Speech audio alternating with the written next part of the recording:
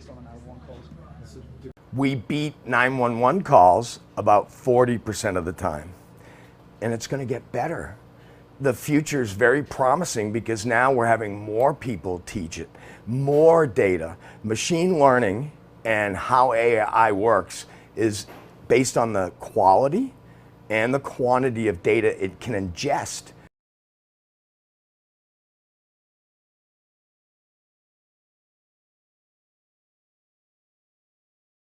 This was moved in the last minute, okay?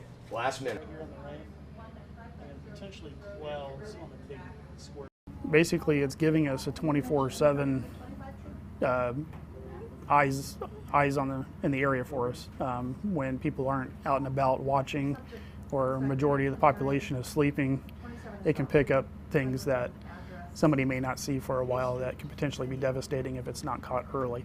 I'm going to make a polygon, and what you're going to notice is that tribal organizations to other education type projects running field